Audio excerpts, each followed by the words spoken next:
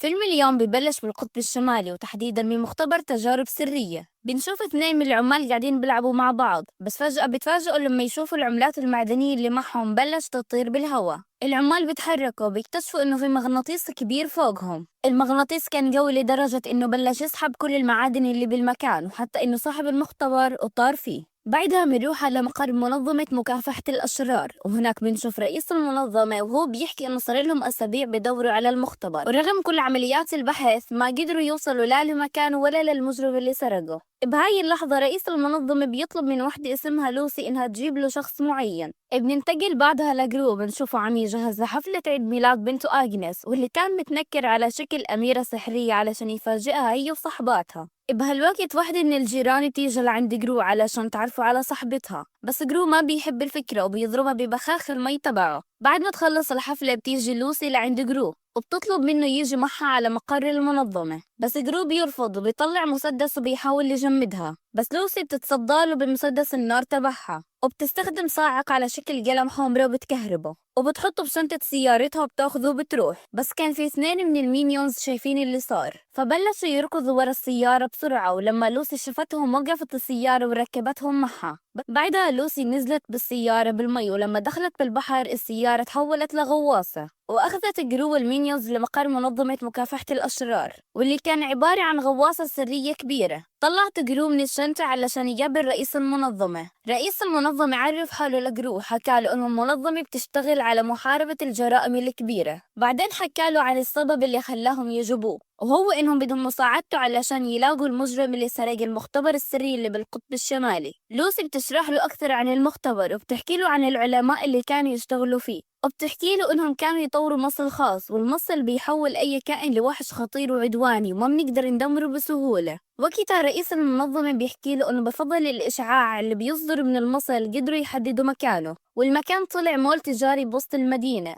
وبيفترضوا إنه واحد من أصحاب المحلات اللي بالمول هو اللي معه المصل. فبيطلب رئيس المنظمة من جرو إنه يروح هناك وهو متخفي، بما إنه عنده خبرة طويلة بالشغل ممكن يقدر يكتشف المجرم بسهولة. بس جرو بيرفض وبيحكي له إنه صار رجل أعمال محترم وعنده مصنع بيصنع فيه المربى، وإنه كمان صار أب ل3 بنات أيتام، وبياخذ المينيونز وبيرجع على مختبره. وهناك بنشوف المينيونز وهم مشغولين بصناعة المربى. بيروح جرو يقابل الدكتور نافاريو اللي هو المسؤول عن تجربة نكهات المربى، بس لما جرو بيجرب هو المينيونز طعم المربى ما بيعجبهم. وقتها الدكتور نافاريو بيحكي لجرو انه بصراحة زهق من الشغل وانه نفسه يرجع لحياة الشر من جديد، ولانه دايما كان حلمه يصير اخطر عالم شرير في العالم، ولهيك بقرر يترك جرو يستقيل. جرو بزعل وبجمع المينيونز عشان يعملوا حفلة وداع للدكتور نافاريو قبل ما يروح. بعد اللي صار جرو بيروح عند البنات إيديس وأغنس ومارغو وبيحكي لهم إنه قرر ينضم لمنظمة مكافحة الأشرار علشان يقدر يساعد العالم ويحميه. البنات بيفرحوا كثير لما بيسمعوا الخبر.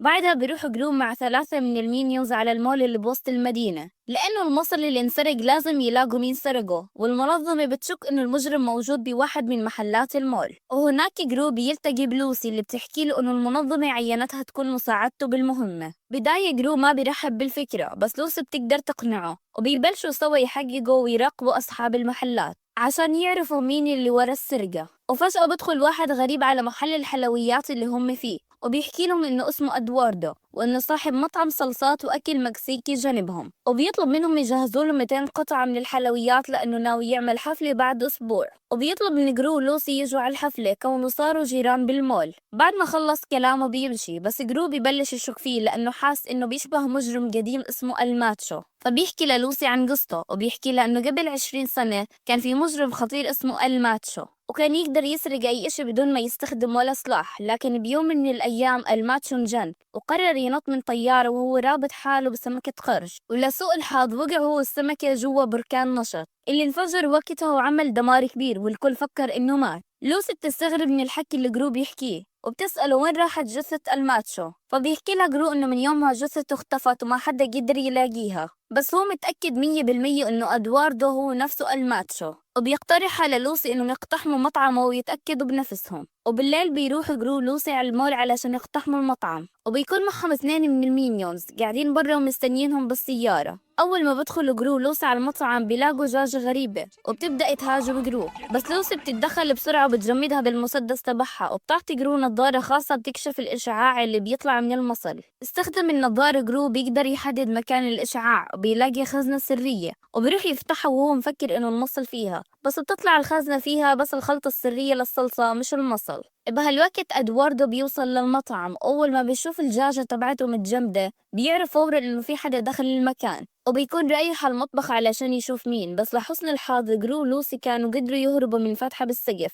جرو بسرعة بيتصل بالمينيونز يجوا ينقذوهم بالسيارة، وباللحظة اللي أدواردو بيكون قرب يوصل لهم المينيونز بيوصلوا بسرعة وبيخبطوه بالسيارة وبيشيلوا جرو ولوسي وبيهربوا في آخر لحظة. تاني يوم بتيجي سيارة آيس كريم وبتوقف قدام بيت جرو، فبيطلعوا كل المينيونز فرحانين علشان يشتروا آيس كريم، بس فجأة بنكتشف إنه الموضوع كان فخ والسيارة بتبلش تسحب المينيونز واحد ورا الثاني وبتخطفهم كلهم. ومن جهة ثانية بنشوف جرو ولوسي وهم بيراقبوا صاحب محل الباروكات بعد ما اكتشفوا إنه الخلطة اللي كانت بمطعم أدواردو ما إلها أي علاقة بالمصل، وإنه أكيد لسه المصل مخبى بمكان ثاني. وفجأة جرو بيتفاجأ لما بيشوف بناته إيدس وأجنس ومارغو جايين عشان يشوفوه وهو عم يشتغل وينقذ العالم، فبيفهمهم جرو الموقف وبيعطيهم مصاري وبيطلب منهم يروحوا يشتروا اللي بدهم إياه من المول، وبيرجع هو ولوسي يكمل المهمة. جرو بيلبس جهاز خاص بيكشف الإشعاع اللي بيطلع من المصل وبيدخل على محل الباروكات يدور على مصدر الإشعاع. لوسي بتضل تتواصل معه من خلال سماعة صغيرة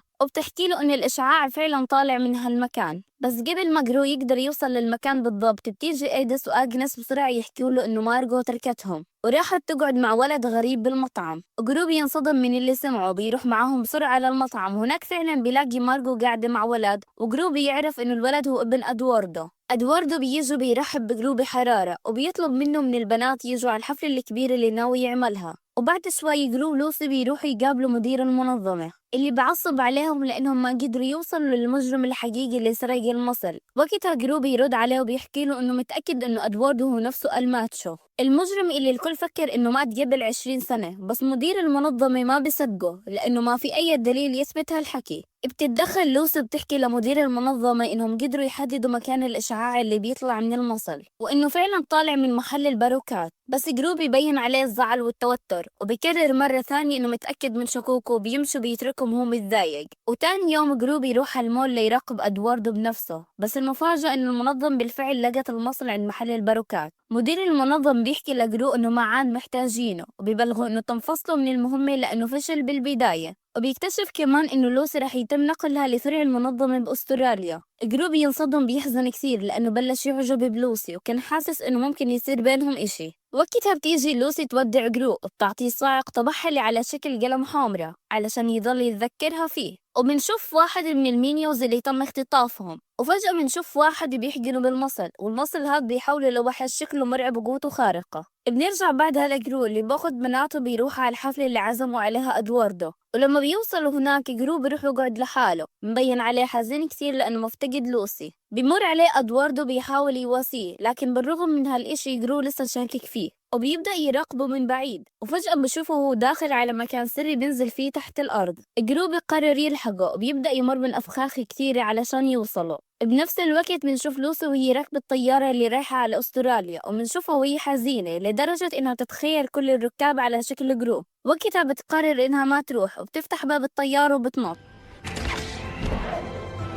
وبنرجع على جرو اللي قدر يوصل للمخبأ السري تبع أدواردو، وهناك بيتفاجأ لما بيشوفه قدامه وبيصرخ فيه وبيحكي له كنت متأكد إنك لسه عايش. وأدواردو أو بالأصح الماتشو بيأكد له هالإشي وبيوضح له إن الدكتور نفاري هو اللي ساعده يخطف المينيونز، وساعتها بياخد جرو ليورجيه واحد من المينيونز بعد ما تحول وصار وحش قوي بشكل رهيب، وبيحكي له الماتشو إنه هالوحش ما بيتدمر أبدا وإنه خطف كل المينيونز وحولهم لجيش من الوحوش وهدفه يدمر العالم فيهم. وبيكمل الماتشو كلامه وبيمدح جرو بيحكي له إنه معجب كثير بالشغل اللي عمله خصوصا لما سرق القمر، وبيطلب منه ينضم له علشان يسيطروا على العالم مع بعض. فبيحكي له جرو إنه رح يفكر بالموضوع وبيتركه، وبيطلع على الحفلة وبيروح بسرعة ياخذ البنات وبيركبوا السيارة علشان يروحوا. وبسبب اللي صار الماتشو بيبعت واحد من المينيونز المتوحشين ورا جرو علشان يقتله. وبنفس الوقت بتوصل لوسا على حفلة الماتشو اللي كان جرو فيها، وهناك بتقابل الماتشو متنكر باسم أدواردو وبيبلش يرحب فيها. بس فجأة بيعرف من الجاجة تبعته إنه لوسي كانت مع جرو، وبيفهم إنها عميلة في منظمة مكافحة الأشرار. ومن جهة ثانية الدكتور نفاري بيتصل بجرو بيبلش يحذره، بيعرفوا إنه الماتشو خطف لوسي، فبيعصب جرو وبياخد 2 من المينيونز وبينطلق لعندها علشان يروح ينقذها. وتاني يوم بيوصل المينيونز المتوحش على بيت جرو وبيبلش يطارد إيدس وأجريس ومارجو، بس بيقدر يهربوا منه وينزلوا على المختبر السري تبع جرو. وقتها بيظهر إن المينيونز المتوحش قوي كثير، وعشان هيك بيقدر يدمر السقف وبينزل عليهم على المختبر. وقبل ما يهاجمهم بوصل الدكتور نفاري وبينقذهم باللحظة الأخيرة، وبيحقن المتوحش بالترياق اللي بيرجعه لشكله الطبيعي. وبياخذ الدكتور نفاري الترياق وبيدمجه مع المربع علشان يقدر يرجع كل المينيونز لشكلهم الطبيعي. وبنروح بعديها لجرو بعد ما يغير لون المينيونز اللي معه وبيمثل انهم قبضوا عليه علشان يقدروا يدخلوا مقر ماتشو. وفعلا بتنجح خطة جرو، بيقدر يدخلوا على المقر، بس للأسف اللون اللي كان على المينيونز ما كان كافي، وهذا اللي خلى المينيونز المتوحشين يكشفوه ويهاجموهم. وقتها جرو هو المينيونز اللي معه بيبلشوا يركضوا بسرعة وبيحاولوا يهربوا، وبيظلوا المينيونز المتوحشين يلحقوهم كل مكان بيروحوا عليه، ولأنه عددهم كبير كثير بيقدروا يحاصروهم. وقبل ما يقتلوهم بيوصل الدكتور نفاري هو والبنات ومعهم المينيونز اللي أخذ الترياق، وبينقذ جرو والمينيونز اللي معه. بيبلشوا يستخدموا رشاشات المربى اللي فيها الترياق وبيحاولوا يرجعوا المينيونز لوضعهم الطبيعي. جرو بياخذ الرشاش من الدكتور نفاري وبيبلش يهاجم فيه المينيونز المتوحشين، وبتساعدوا بناته إيدس وأغنس ومارجو، وبيقدروا يرجعوا كل المينيونز لحالتهم الطبيعية. وبعدها بيروح جرو على الماتشو وبيهدد انه رح يقتله اذا ما حكى له وين لوسي. وقتها ماتشو بيورجيه لوسي وهي مربوطة بصاروخ، بيعرفوا انها رايحة لنفس البركان اللي زور فيه موته. وقبل ما الماتشو يضغط على الزر اللي بيشغل الصاروخ بيجي واحد من المينيونز وبيخطفه، بس للأسف الزر بوقع منه مرة ثانية على الأرض. ولما جرو بيروح علشان ينقذ لوسي بيستخدم ماتشو المصل وبيتحول لوحش عملاق علشان يمنع جرو. ولما جرو بيحاول يضربه بالترياق بيكتشف انه الكمية كلها خلصت، وعشان هيك بيستخدم مسدس الجليد بيجمد ايد ماتشو. بس كل هذا بيكون بلا فايدة لانه الماتشو بيقدر يدمر الجليد بكل سهولة. فبيبلش جرو يركض بيحاول يهرب منه، بس الماتشو بيوصل له، وقبل ما يقتله جرو بيستخدم الصاعق اللي على شكل قلم حمرة وبيكهرب فيه الماتشو وبيفقد الوعي. وبيركض بسرعة علشان ينقذ لوسي، بس قبل ما يقدر ينقذها بتيجي الجاجو بتدوس على الزر اللي بيشغل الصاروخ. وقتها بينطلق الصاروخ بسرعة كبيرة وبياخد معه جرو لوسي وبيطيروا فيهم بعيد. وقبل ما يوصل الصاروخ للبركان بيقدر جرو يقطع كل الحبال اللي لوسي مربوطة فيها، وبياخذها وبينطوا مع بعض بالمية بآخر لحظة. وبيوصل الصاروخ للبركان وبيصير انفجار ضخم. واخيرا جرو بيقدر يتخلص من الماس وكمان ينقذ المينيونز. بعد فترة جرو بيتزوج لوسي وبيعمل عرس كبير. وقتها البنات بيكونوا فرحانات كثير لانه اخيرا صار عندهم وبس والله. ولو عجبك الملخص واستمتعت بالقصة لا تنسى تضغط اللايك وتشترك بالقناة، ونشوفكم بالفيديو الجاي. سلام.